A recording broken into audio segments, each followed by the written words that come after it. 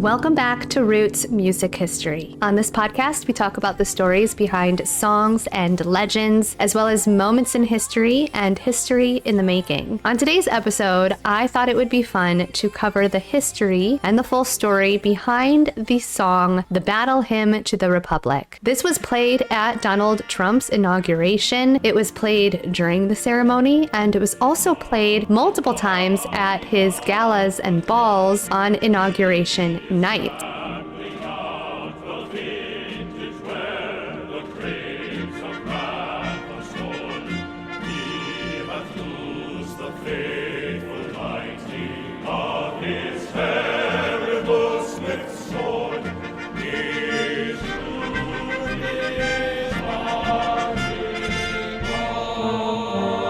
Now, we know that this song holds significance in our country and in our history, and it's played at almost every high-profile political event. But why? And what is the full story behind the song? If you can't notice, I am getting over a sickness because I was actually at Donald Trump's inauguration. I try to find ways that I can just bring that up in conversation, like, oh, you hear that scratch in my throat? That's left over from the inauguration. And it was so much fun. If you guys don't follow me on Instagram, I posted a lot from that weekend, well, that Monday. I just didn't want to wait any longer before posting this story because it is such an important story, and I wanted to still post it while I was on this high. So, albeit with a little bit of a stuffed up nose and a little bit of a scratchy throat, this is the full story of the song, The Battle Hymn to the Republic. Of course, many of us recognize the song and know the words, "Glory, glory, hallelujah, His truth is marching on." But how did those lyrics come to be? The story is actually a really fun one, and I think you're going to love it. You may know that the song is a symbol of hope, resilience, and justice, and you may know that it became famous from the Civil War. But the history of the song is so much richer than you could ever imagine. And it actually has a really crazy connection to the song The Devil Went Down to Georgia by the Charlie Daniels Band, which nearly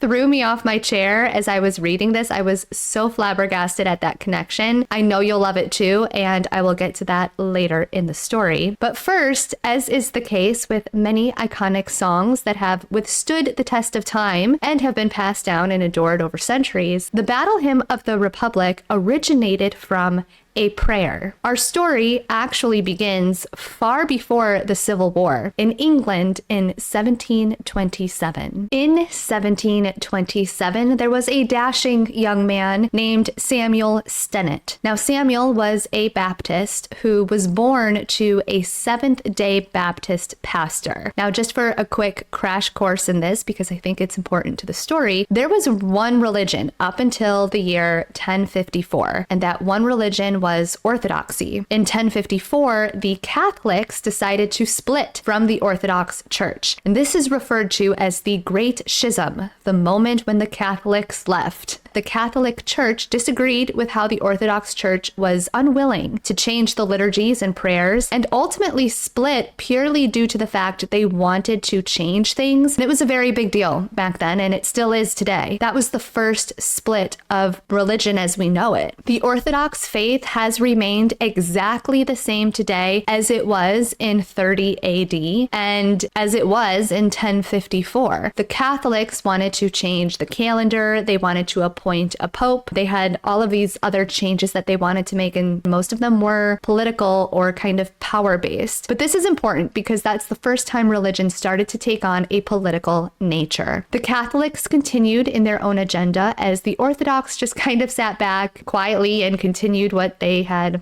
always done. And you'll notice the Orthodox were never involved in any of the drama that occurred after the schism. After the Great Schism in 1517, a man named Martin Luther caught on to the political drive and the ingenuine power the Catholics were trying to dominate over others. In another very dramatic moment, he nailed his 95 Theses to one of the Catholic Church's doors in Wittenberg, criticizing the Catholic practices. Now, rather than just going back and joining the Orthodox unorthodox, which he very well could have done, he actually marked the beginning of the Protestant Reform, and this led to the formation of the Lutheran Church in 1521. 10 years after the Lutheran Church left the Catholic Church, Henry VIII of England also broke away from the Catholic Church and formed the Church of England. And he did this because he was denied an annulment, which, by the way, he could have just gone back to the Orthodox faith as well, which does allow divorce under certain circumstances, but power and money allowed him to easily form his own church, so he did. And meanwhile, like I said, the Orthodox are just sitting there like, okay. And this sort of became a domino effect throughout the later 1500s through the 1700s, and you started seeing the emergence of other branches of denominations, like the Baptist Church, which established in 1609, and other Protestant movements like the Methodists and Quaker traditions. All of this led to a Protestant awakening movement, also referred to as the Great Awakening. But the history is important to the hymn that the Battle Hymn of the Republic originated from, because when Samuel Stennet was born in 1727 to this Seventh-day Baptist pastor, that meant his father and his family were face to face with religious tensions and persecutions between what they believed as a family and what the Church of England, where they lived, was demanding be upheld, and had been demanding be upheld for the past 200 years. So our story begins with a young boy born into religious persecution in England. And because of these tensions, Seventh-day Baptists often held their religious ceremonies in secret meeting houses under code words or the guise of another type of meeting. Seventh-day Baptists also faced isolation in their communities because they were trying to keep secret the fact they were not worshiping on a Sunday when everyone else was. Despite the religious persecution Samuel's family was facing from the monarchy during this time, I've read conflicting things. I've read, number one, that Samuel was actually really good friends with King George III, who was ruling over the monarchy during his lifetime, but I have also read that he never met him at all. While the details of Samuel's relationship with the king remain to be seen, one thing is known for sure. Samuel grew up to be a very prominent and respected figure within the Seventh-day Baptist community, and his role in that community, via ministry and hymn writing, would have brought him in contact at some point and in some ways with the king and his royal court. Now, Samuel was fighting against the king and the monarchy for liberty of conscience and religious freedom, for the right for people to choose to be non-conforming to the Church of England if they wanted to be. He was a freedom fighter. A large role in his work in this community was writing hymns, not just for fun, but for widespread distribution. He was a very honored, published hymn writer. In 1787, 38 of Samuel's original hymns were published by an English pastor named John Rippon in a collection very creatively called A Selection of Hymns from the Best Authors. You can tell it probably took them a very long time to come up with that title. But one of those 38 hymns by Samuel was called The Promised Land, and it was published under a section that was titled Heaven Anticipated. The Promised Land consisted of 8 4-lined stanzas. On Jordan's stormy banks I stand and cast a wishful eye to Canaan's fair and happy land where my possessions lie. And then the chorus was, I am bound for the promised land. I'm bound for the promised land. Who will come and go with me? I am bound for the promised land. And I will link the entire poem and stanzas in the description of this video, along with the full instrumental covers that I found on YouTube for reference. But the poem was obviously based on the premise of the book of Genesis, where God promises Abraham his descendants will inherit the land of Canaan. Canaan became known, therefore, as the promised land. It also became figuratively known for redemption and heaven, even metaphorically for just simply a better life, a better situation, joy in the Lord, and living the abundant life the Lord promised us. Samuel captured this concept perfectly in his hymn, The Promised Land. There was another poem/hymn around this time called We'll March Around Jerusalem, and it goes, O brothers, will you meet me on that delightful shore? O brethren, will you meet me where parting is no more, and we'll march around Jerusalem, we'll march around Jerusalem when we arrive at home. Over the years, Samuel's hymn, The Promised Land, began to morph and adapt as it was sung continuously at various church services and gatherings. The Promised Land, in combination with marching to Jerusalem, started to kind of morph together as well and became known as Canaan's Happy Shore. Now, it didn't technically have the title Canaan's Happy Shore and wasn't technically published yet. Canaan's Happy Shore became a mix of the lines in Marching to Jerusalem that say, "O brethren, will you meet me on that delightful shore?" and the concepts from the Promised Land to Canaan's fair and happy land where my possessions lie. Both of these together came together in a tune sort of going like this.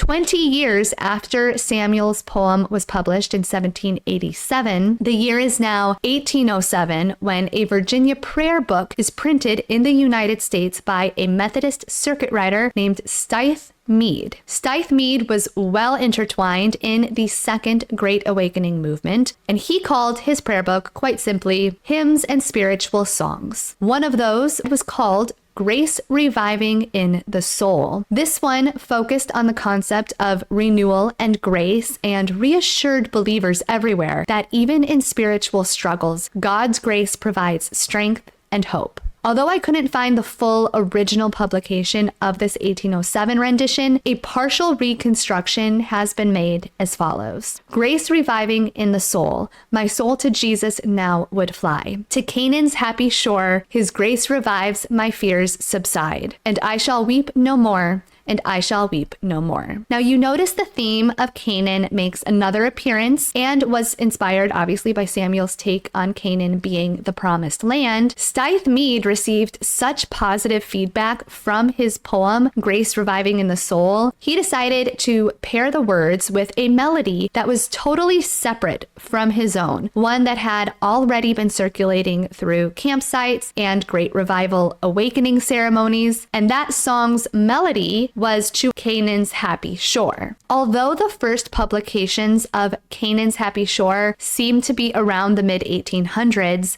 we know it already existed in the early 1800s because Stith Meade used this melody for his own piece of work in 1807. It's basically understood that Canaan's Happy Shore was likely not written by a single individual, but rather evolved as a ditty sung by those who were already familiar with Samuel and his work, and it was kind of an adaptation of the Promised Land's original words. And you have to imagine too, because if you go back to the religious history crash course that I gave you, during the 1600s and 1700s and 1800s, you were seeing all of these different branches of denominations of Christianity emerging and rooting themselves in this world. And with that came the adaptations of hymns and songs and prayers, and Canaan's Happy Shore is a perfect example of that. It wasn't actually published until the 1800s, but existed long before that. And Canaan's Happy Shore wasn't just one specific song, it was more so like a hodgepodge of a few. Ultimately, Stith Meade's publication in 1807 gave a new life to the Promised Land / We'll March Around Jerusalem / quote Canaan's Happy Shore, that hodgepodge of hymns and ditties that had been adapting and morphing into one over decades. This 1807 publication, going to that old instrumental tune, also had people revisiting Canaan's Happy Shore and those adaptations, which ultimately led to Canaan's Happy Shore being formally published in the 1800s. Now, with that said, while the verses to Canaan's Happy Shore would change depending on where it was being sung and who was singing it, the chorus always remained the same. Oh, brothers, will you meet me? Oh, brothers, will you meet me? Oh, brothers, will you meet me on Canaan's Happy Shore? By the grace of God, I'll meet you. By the grace of God, I'll meet you. By the grace of God, I'll meet you where parting is no more. Oh, sisters, will you meet me? Oh, sisters, will you meet me? Oh, sisters, will you meet me on Canaan's Happy Shore? Oh, preachers, will you meet me? Oh, preachers, will you meet me? Oh, preachers, will you meet me on Canaan's Happy Shore? By the grace of God, I'll meet you. By the grace of God, I'll meet you. And it just kind of goes on and on. Now, the lyrics address brothers, sisters, and preachers, emphasizing both both individual and collective journeys to heaven. And the chorus was a call and response style, and it was very repetitive. They would call out, "Oh, brothers, will you meet me?" And then the next part is, "For sure, I will meet you." So this made it ideal for crowd participation during revival meetings, which added to the song's popularity. Now, more than anything else, the song had an undeniably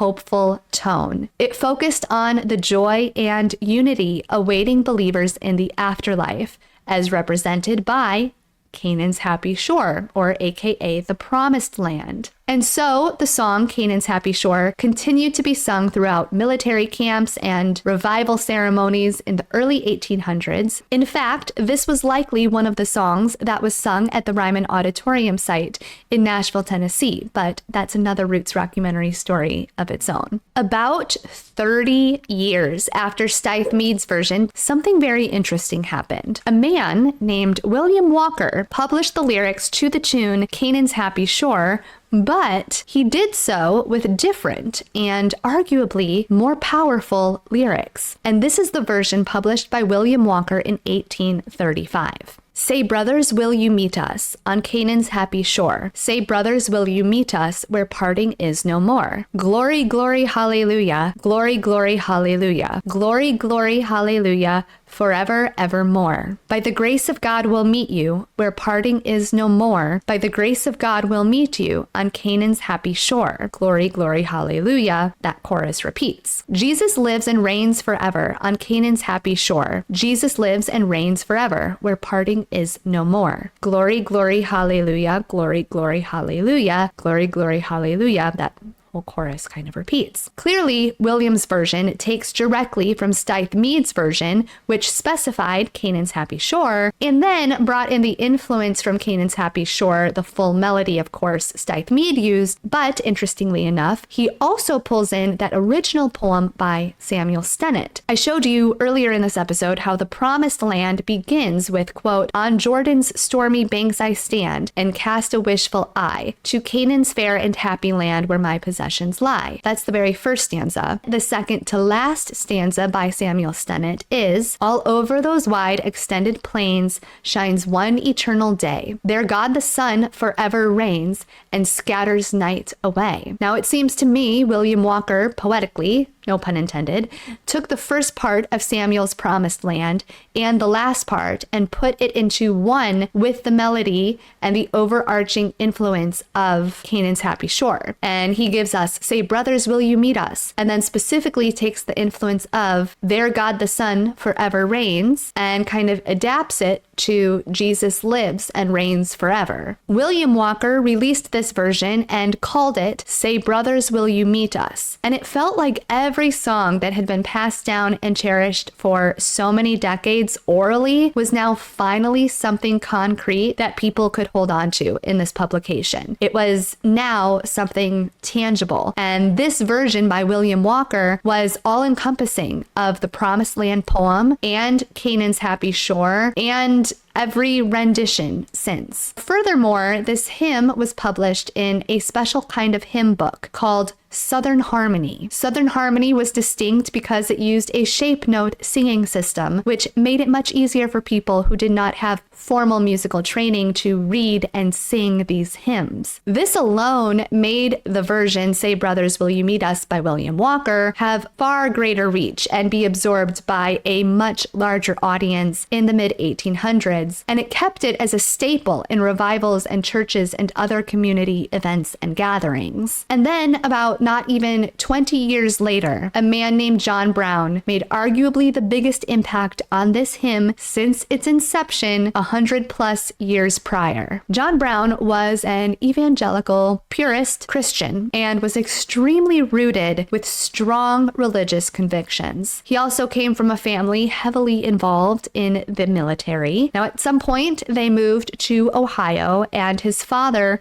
Owen Brown opened a tannery that actually, fun fact, at one point employed Ulysses S. Grant's father, Jesse Grant. Now, Ulysses' father, Jesse, lived with Owen and John Brown in Ohio for quite a while. One of their other close neighbors was the founder of Hudson, Ohio, David Hudson. David Hudson would come over frequently and visit with Jesse Grant and Owen Brown. And John Brown was just a kid, but he was exposed to these types of political conversations growing up. And John became increasingly passionate about freeing the slaves. John Brown, like his father, absolutely hated the idea of slavery. Owen Brown, his father, wasn't just words, but action. Owen opened up a safe house in Hudson, Ohio to Underground Railroad fugitives for many years. And John Brown helped out with this safe house, was meeting all of these fugitives and people escaping slavery from the South. This just fueled John Brown's desire to give them freedom. Now, while the whole Brown family believed in freeing the slaves, John Brown was definitely the most active and forceful in his beliefs. He was also at a prime age, right when all of the tensions between the South and the North were really starting to explode. You can actually read John Brown's memoirs. They are in a collection in a book you can order from Amazon. I'll link the exact product in the description down below. And there is also another book that I will link. It's about 500 pages, and I'm only like 40% of the way through it, but it's absolutely fascinating. I actually ordered it on hardcover because I just want it for my bookshelf, not just on my Kindle. I'll link that in the description as well. And it really gives you an important insight into John Brown and into the tensions and the conflicts that were going on during this time. His life is so incredibly fascinating. I could go on and on about it for probably an hour. Even though John Brown was a white man, he settled in a black neighborhood in New York in 1849, which was completely unheard of. He became, through living there, even more enthralled with this cause to give black people the freedom he believed, sincerely believed, was a God-given freedom. And he followed very closely while living there a little thing called the Missouri Compromise, prohibiting slavery north of what was technically a latitude 3630, with the exception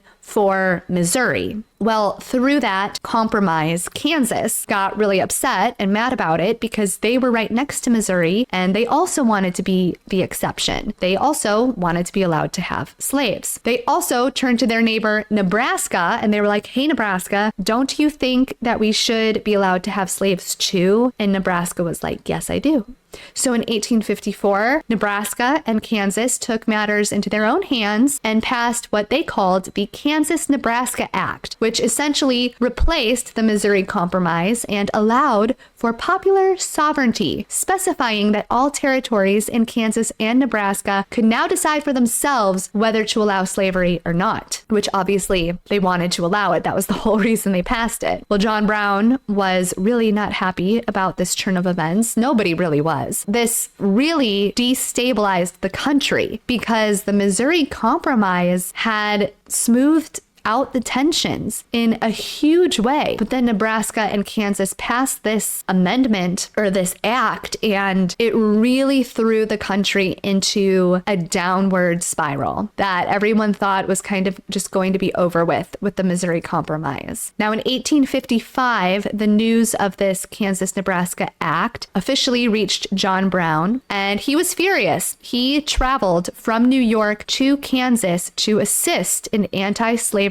forces struggling for control there. And he actually had his sons living there who were already dealing with all of this unrest. So he stayed with his sons and was there also to help his sons through this political turmoil. This political turmoil that I am referring to that began happening in Kansas actually turned physical, and not just physical, but it actually became a battle. Things escalated much further than I think anyone really anticipated they would in Kansas here. It was a fight between pro-slavery advocates and anti-slavery advocates like John Brown, and it became known as Bleeding Kansas, with approximately 55 young men dying as a result. John Brown wrote about this moment in his diary, and you can read his memoirs in that book that I linked in the description. And he wrote that he was, quote, willing to die fighting for the cause of ending slavery in Kansas. For the next several years, John Brown continued to travel the country with his sons, fighting against slavery at these pop-up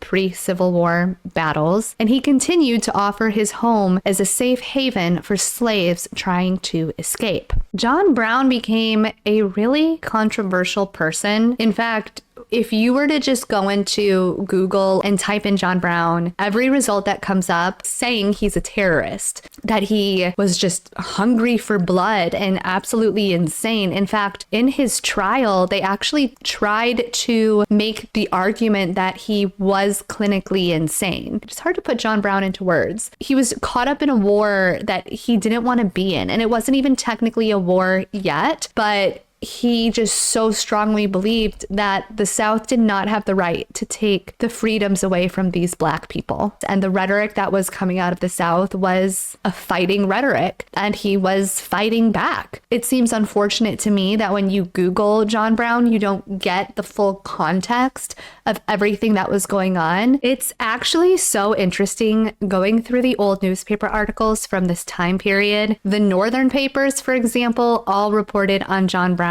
as a hero, someone who wasn't afraid to put himself in harm's way for a cause he believed in was just and right. And the Southern Democrats, however, their newspapers called him a terrorist, someone who was proof of Northern aggression. Following John Brown's hanging, songs and poems started pouring out about John Brown. When the Civil War officially broke out in 1861, the legend and controversy of John Brown was still very fresh in everyone's mind. Funny enough, there was a young soldier fighting for the Union from Scotland at the time who also had the same name, John Brown. His fellow soldiers would obviously make jokes to him that he had the same name as this very famous abolitionist, John Brown, and they made up this little ditty that went to the same melody and rhythm as Say Brothers Will You Meet Us, and they would sing, Old John Brown's body lies a mouldering in the grave, while weep the sons of bondage whom he ventured all to save. But though he lost his life in struggling for the slave, his truth is marching on. And then a chorus going,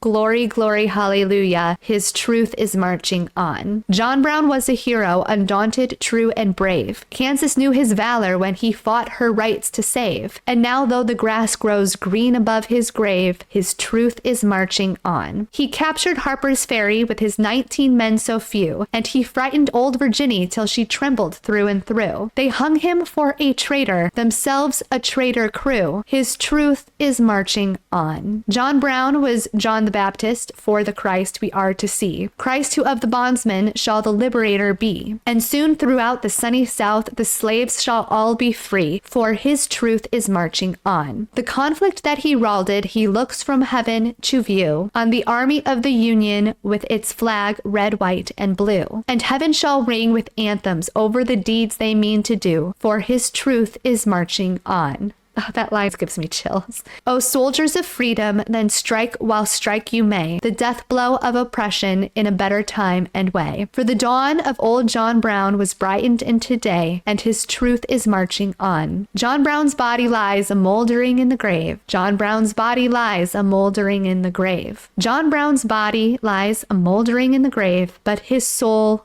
goes marching on. Glory, glory, hallelujah. Glory, glory, hallelujah. Glory, glory, hallelujah. His soul is marching on. He's gone to be a soldier in the army of the Lord. He's gone to be a soldier in the army of the Lord. He's gone to be a soldier in the army of the Lord. His soul goes marching on. Now, while the men continued to sing this song in the memory of John Brown, and in some ways taunting John Brown the soldier who shared the name, it was overheard at some point by a middle-aged woman who was also a poet named Julia Ward Howe. And there are, if you Google it, a couple different versions of how Julia Ward first heard this song, but she actually tells us the true and accurate story in a publication published by her. It's called Reminiscences, and I'm going to read her actual but her actual autobiographical telling of how she heard this song in a few minutes. But Julia Ward Howe was a poet, and she was around age 50 when she and her good-for-nothing husband, might I add,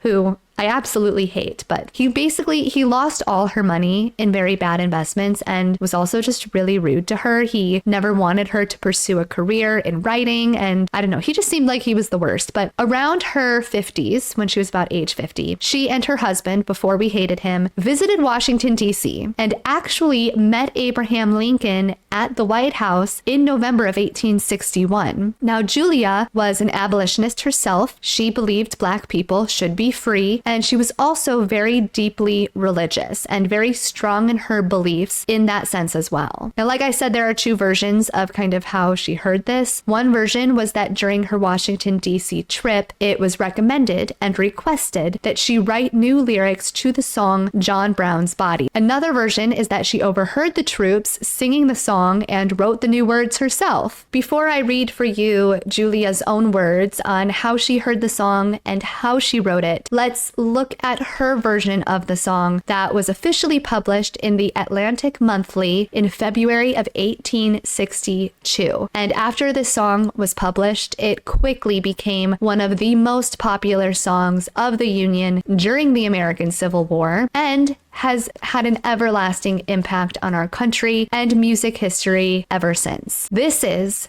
the Battle Hymn of the Republic by Julia Ward Howe, to the same tune as John Brown's Body, but different words, which is, by the way, the same tune from Canaan's Happy Shore. Mine eyes have seen the glory of the coming of the Lord. He is trampling out the vintage where the grapes of wrath are stored. He hath loosed the fatal lighting of his terrible swift sword. His truth is marching on. I have seen him in the watchfires of 100 circling camps. They have builded him an altar in the evening dews and damps. I can read his righteous sentence by the dim and flaring lamps. His day is marching on. I have read a fiery gospel writ in burnished rows of steel. As ye deal with my contemners, so with you my grace shall deal. Let the hero, born of woman, crush the serpent with his heel, since God is marching on. He has sounded forth the trumpet that shall never call retreat. He is sifting out the hearts of men before his judgment seat. Oh, be swift, my soul, to answer him. Be jubilant, my feet. Our God is marching on. In the beauty of the lilies, Christ was born across the sea, with a glory in his bosom that transfigures you and me. And he died to make men holy. Let us die to make men free, while God is marching on. Here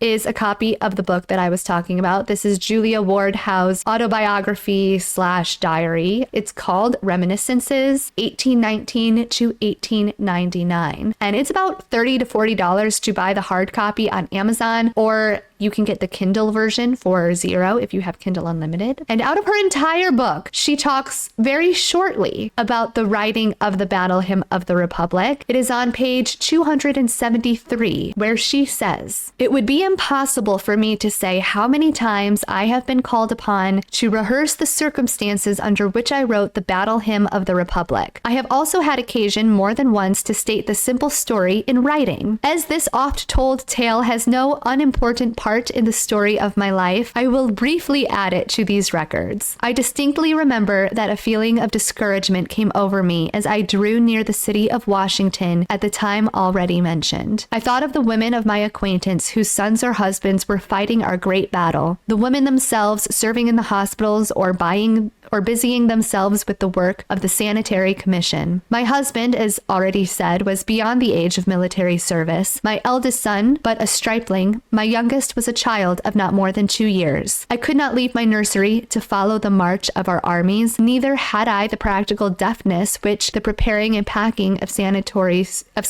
stores demanded." Basically, she's saying she didn't have the ability to become a nurse. Something seemed to say to me, "You would be glad to serve, but you cannot help anyone. You have nothing to give, and there is nothing for you to do." Yet, because of my sincere desire, a word was given me to say, which did strengthen the hearts of those who fought in the field and of those who languished in the prison. We were invited one day to attend a review of troops at some distance from the town. While we were engaged in watching the maneuvers, a sudden movement of the enemy necessitated immediate action. The review was discontinued, and we saw a detachment of soldiers galloped to the assistance of a small body of our men who were in imminent danger of being surrounded and cut off from retreat. The regiments remaining on the field were ordered to march to their cantonments. We returned to the city very slowly of necessity, for the troops nearly filled the road. My dear minister was in the carriage with me, as were several other friends. To beguile the rather tedious drive, we sang, from time to time, snatches of the army songs so popular at that time, concluding, I think, with John Brown's body lies a mouldering in the ground. His soul is marching on. The soldiers seemed to like this and answered back, good for you. Mr. Clark said, Mrs. Howe, why do you not write some good words for that stirring tune? I replied that I had often wished to do this, but had not as yet found in my mind any leading toward it. I went to bed that night as usual and slept, according to my wont, quite soundly. I awoke in the gray of the morning twilight, and as I lay waiting for the dawn, the long lines of the desired poem began to twine themselves in my mind. Having thought out all the stanzas, I said to myself, I must get up and write these verses down, lest I fall asleep again and forget them. So with a sudden effort, I sprang out of bed and found in the dimness an old stump of a pen, which I remembered to have used the day before. I scrawled the verse almost without looking at the paper.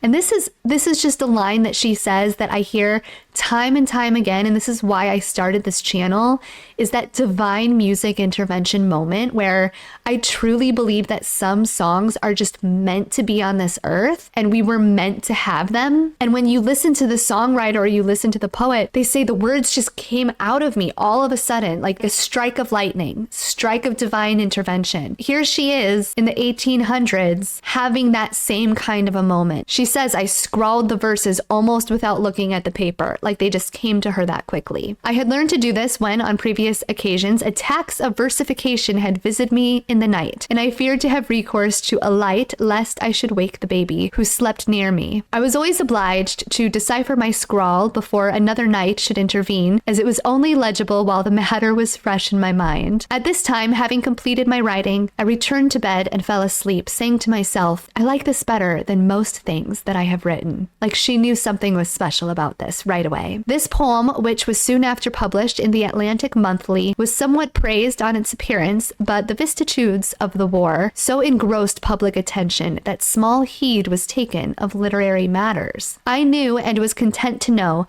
that the poem soon found its way to the camps, as I heard from time to time of its being sung in the chorus by the soldiers. Now, as the war went on, it came to pass that Chaplain McCabe, newly released from Libby prison, gave a public lecture in Washington and recounted some of his recent experiences. Among them was the following. He and the other Union prisoners occupied one large, comfortless room in which the floor was their only bed. An official in charge of them told them one evening that the Union arms had just sustained a terrible defeat. While they sat together in great sorrow, the Negro who waited upon them whispered to one man that the officer had given them false information, and that the Union soldiers had, on the contrary, achieved a very important victory. At this good news, they all rejoiced and presently made the walls sing with my battle hymn, which they sang in chorus, Chaplain McCabe leading. The lecturer recited the poem with such effect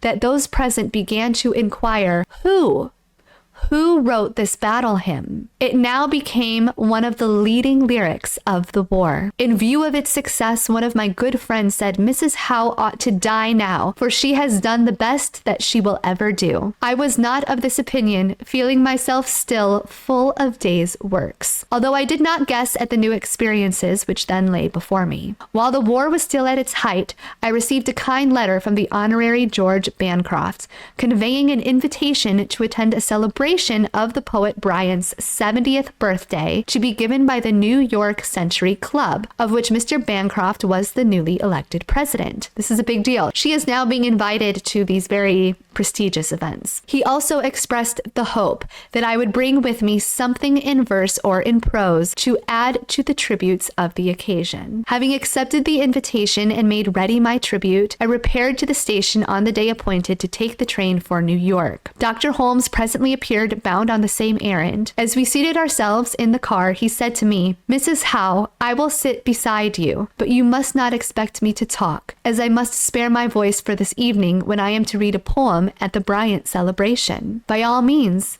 let us keep silent," I replied. I also have a poem to read at the Bryant celebration. The dear doctor, always my friend, overestimated his power of abstinence from the interchange of thought which was so congenial to him. He at once launched forth in his ever-brilliant vein, and we were within a few miles of our destination when we suddenly remembered that we had not taken time to eat our lunch. I find in my diary of the time this record, quote, "Dr. Holmes was my companion. His ethereal talk made the journey short and brilliant." The journal further says, quote, "Arriving in New York, Mr. Bancroft met us at the station, intent upon escorting Dr. Holmes, who was to be his guest. He was good enough to wait upon me also, carried my trunk, which was a small one, and lent me his carriage. He inquired about my poem, and informed me of its place in the order of exercises. At 8:15, drove to the Century Building, which was fast filling with well-dressed men and women, was conducted to the reception room where I waited with those who were to take part in the performances of the evening." She says, "I will add here that I saw among others N.P. Willis, already infirm in health and looking like the ghost of his former self. And there also was Dr. Francis Lieber, who said to me in a low voice, 'Norwegian!'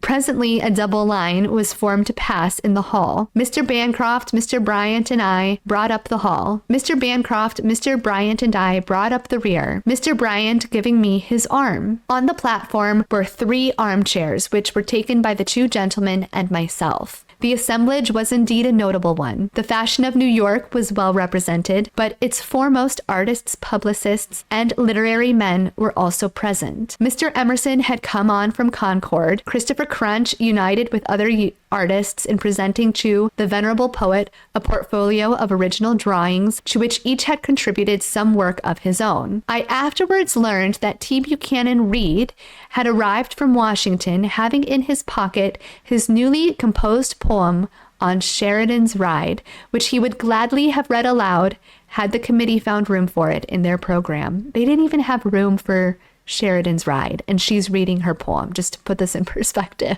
A letter was received from the elder R.H. Dana, in which he excused his absence on account of his 77 years and consequent inability to travel.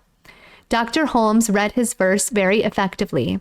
Mr. Emerson spoke rather vaguely. For my part, in the evening's proceedings, I will once more quote from the diary. Mr. Bryant, in his graceful reply to Mr. Bancroft's address of congratulation, spoke of me as, quote, "she who has written the most stirring lyric of the war." After Mr. Emerson's remarks, my poem was announced. I stepped to the middle of the platform and read it well, I think, as everyone heard me, and the large room was crammed. The last 2 verses were applauded. George H. Boker of Philadelphia followed me, and Dr. Holmes followed him. This was, I suppose, the greatest public honor of my life. Why does this always make me want to cry?